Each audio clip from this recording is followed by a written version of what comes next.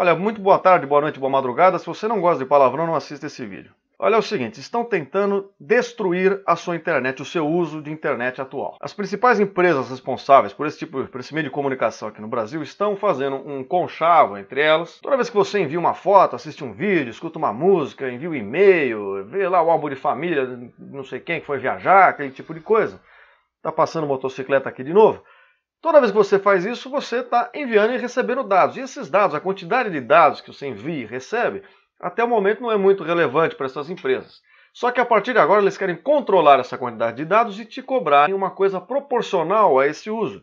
Então eles vão limitar, criar uma franquia, uma quantidade de dados que você pode usar por mês. E se você eventualmente ultrapassar essa quantidade de dados, você vai ter que pagar muito mais mesmo. A questão é que as franquias que eles oferecem, a quantidade de dados que eles querem oferecer nos planos é absolutamente irrisória. É uma coisa horrível que não serve para você fazer absolutamente nada. Se você é uma pessoa que gosta de assistir vídeos aqui no YouTube, como esse, se você gosta de assistir lá o Netflix, se você estuda, por exemplo, pela internet, assiste aulas online, faz cursos online que tem áudio, produções em vídeo, etc., você está completamente fodido, porque isso vai te prejudicar absurdamente. A quantidade de dados não comporta esse tipo de uso da internet. As únicas pessoas que não sofreriam uma alteração por conta disso são aquelas que simplesmente abrem o e-mail de vez em quando. Porque mesmo quem usa simplesmente redes sociais, por exemplo, já lá tem um monte de fotos, um monte de vídeos, notícias, etc. Pronto, você já vai consumir a sua franquia inteira. Então por que isso acontece? Por que essas empresas têm o poder de eventualmente decidir isso? Porque não há concorrência. Essa é a resposta mais simples possível. E por que não há concorrência? Porque o setor de telecomunicações no Brasil é absolutamente regulado pelo Estado. É a mesma relação que a gente tem com as empresas de telefonia, que por sinal muitas delas são as mesmas que prestam serviço de internet. Então o que acontece? O Estado regulamenta esse setor, cria uma série de entraves burocráticos, dificulta muito a ação empreendedora nesse setor, dificulta muito a entrada de novas empresas, fazendo com que elas tenham que atender tais regulamentações, tenham que conquistar inclusive o direito de poder operar nessa área. Resultado, você tem poucas empresas. Se fosse um mercado concorrencial, o que ia acontecer? Algumas empresas decidem criar um limite de franquia para a internet. De repente, uma ou outra lá fala que não vai fazer isso, uma ou algumas outras, né? Dependendo do mercado, quanto mais empresas, maior a chance disso acontecer. Essas empresas que continuarem prestando serviço sem o limite dessa franquia de dados, simplesmente vão ganhar para si todos os clientes. Todo mundo vai querer ser cliente dessa empresa, porque vai ter um serviço melhor, de muito mais qualidade, sem precisar ficar se preocupando com isso. E como isso gerou essa repercussão toda, né? As pessoas estão todas indignadas com isso, além dessas empresas que continuam prestando bom serviço, ganharem os clientes, vão ter a sua marca extremamente valorizada. Basta que elas prestem um bom serviço, ou seja, a conexão não fique caindo, não tenha problemas técnicos toda hora, essa empresa vai ganhar uma reputação, uma imagem absurdamente favorável. Todo mundo vai se lembrar dessa empresa como uma empresa que se preocupou com os interesses reais do cliente.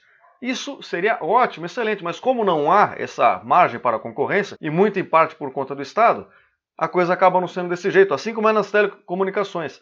E aí o que o governo faz? Bom, como o Estado criou um problema de competição, ele tenta corrigir do outro lado. E sempre que o Estado cria um problema e tenta intervir de novo para corrigi-lo, geralmente a emenda sai sempre pior que o soneto.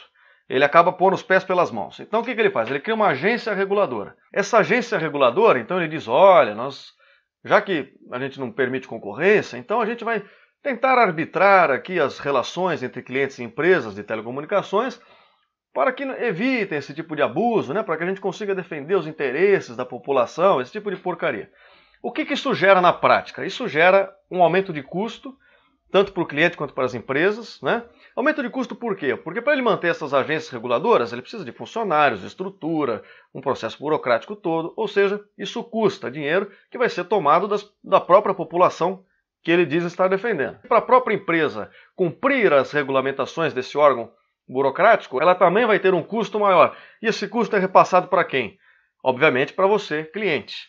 Então a coisa fica mais cara duas vezes. E além disso, como a gente sabe, maracutaia existe em tudo que é lugar. Então, para uma empresa conseguir ser aprovada por todas essas demandas governamentais em termos de regulação e tal, a pergunta que o Estado vai fazer sempre é... Estado que eu digo são ali aquelas pessoas mesmo que estão o representando naquele momento. Olha, então quer dizer que você quer abrir aqui uma empresa de telecomunicações?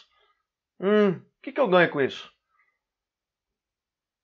Quer dizer, para rir tem que fazer sorrir. Vocês sabem do que eu estou falando. Com esse Estado presente, é muito comum as empresas terem que entrar em conchavo com o Estado para conseguirem simplesmente operar no mercado, certo? E, ao mesmo tempo, garantir que o Estado vai dificultar a entrada de novas empresas. Porque tem uma frase que serve muito para explicar isso, é assim: todo mundo gosta de sofrer os efeitos da concorrência de mercado. Por quê? Porque os efeitos da concorrência de mercado geram produtos de melhor qualidade, melhores serviços, preços mais baixos, ou seja, atende aos interesses do consumidor. Mas ninguém quer sofrer a concorrência em si. Porque quando alguém concorre com você é difícil, né? Quer dizer, se você não for bom, você vai, infelizmente, os clientes não vão mais querer o seu serviço. E aí você se prejudica. Então é mais fácil você pagar, ajudar a manter o mercado fechado, do que abrir o mercado e ter que concorrer com outras empresas que podem, inclusive, prestar um serviço melhor que o seu. Então é assim que a coisa funciona. E em vez dessa agência reguladora, de fato, defender o interesse do consumidor, já que ela existe, né? Não, na verdade, ela não faz absolutamente nada que promova isso. Sempre que o Estado cria essas agências reguladoras para, entre aspas, garantir a qualidade do serviço, sempre que o Estado quer garantir a qualidade de qualquer coisa, saúde, educação, sistema de telecomunicações, a gente já sabe o resultado. É sempre horrível e muito custoso para toda a sociedade. E por parte das empresas, qual que é a justificativa? Não, nós estamos tentando tornar o sistema mais justo, nós vamos democratizar a internet. Vocês lembram que eu falei no vídeo passado lá de democracia, né? Sempre que a pessoa quer fazer uma cagada, ela fala que é uma cagada democrática. Aí tá, não, tudo bem, são fins nobres, né? Quer dizer, por que não vai democratizar o c da sua mãe? Porque é o seguinte, as pessoas que usam essa porcaria dessa franquia que vocês querem oferecer, simplesmente não existem. Deve representar, sei lá, 1, 2% das pessoas que usam. E outra coisa, não vai ficar mais barato para esse 1, 2% que usa assim, só vendo o e-mail, a internet, porque vocês não vão abaixar o preço, vocês simplesmente reduzem a quantidade de serviço e mantêm o mesmo preço. E os outros, por outro lado, que usam a internet normalmente, esses sim vão pagar bem mais caro mesmo. E aí isso gera uma cadeia de efeitos que vai muito mais além ainda. Porque, por exemplo, pessoal que produz conteúdo aqui na internet, o meu canal aqui tem 3.700, indo para 4.000 inscritos, na internet isso não é relevante, não é muita coisa. Mas tem outros canais que têm centenas de milhares, às vezes até milhões de seguidores. Como é que fica esse pessoal? Quer dizer, vai ficar absurdamente mais caro para eles simplesmente produzirem e colocarem conteúdo no ar, ao mesmo passo em que eles vão perder uma porrada de consumidores, porque as pessoas simplesmente não vão poder vir mais aqui no YouTube, por exemplo, ver o vídeo, porque elas vão ficar, ah, meu Deus, se eu for lá ver o YouTube, vai acabar minha franquia. E vai mesmo, porque é uma merda. Não é? Quer dizer, pessoas que trabalham em casa, fazendo consultoria online de alguma coisa, que dão aula, pessoas que estudam, fazem cursos online, todas elas estão sendo simultaneamente prejudicadas. Então essa é uma situação, assim, tenebrosa, que vai contra a tendência mundial. Não quer dizer que uma coisa, por ser tendência mundial, seja boa, mas nesse caso porque a tendência mundial, nesse quesito internet, é cada vez mais aumentar a qualidade do serviço, aumentar a velocidade do serviço, diminuir os preços e aumentar os limites, né? Na verdade, na maior parte dos casos, sequer tem limite o uso da internet. Se você for pegar exemplos de países do leste europeu, que faziam parte da antiga União Soviética, quer dizer, países que há 20, 30 anos atrás estavam numa merda desgraçada, não tinha nem energia elétrica direito, hoje em dia, abertos à concorrência para a prestação de serviços, tem internets infinitamente superiores às aqui brasileiras. Então vocês percebem que esse modelo não é funcional, não favorece o consumidor, que é a parte mais significativa dessa história. Então essas agências reguladoras que vão regular o... Então, essa é a cagada da semana. Se essa coisa se concretizar de fato, não for revertida de nenhuma forma, nenhuma empresa conseguir fornecer aí, então, o serviço sem essas limitações, não vejo nem sentido de continuar fazendo vídeos aqui para o YouTube. Assim como muitas outras pessoas também deixarão tanto de assistir quanto de produzir.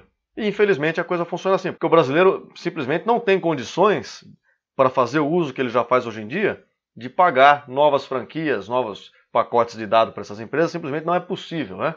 Não sei se eles perceberam, mas o país não anda exatamente bem das pernas, e mesmo que não andasse, o Brasil é um país pobre, ainda hoje. Apesar das pessoas tentarem maquiar a coisa, falar, não, o Brasil é uma das 10 maiores economias do mundo, não sei o que, tudo bem, mas é um país gigantesco com 200 milhões de pessoas. Então, essa é a situação.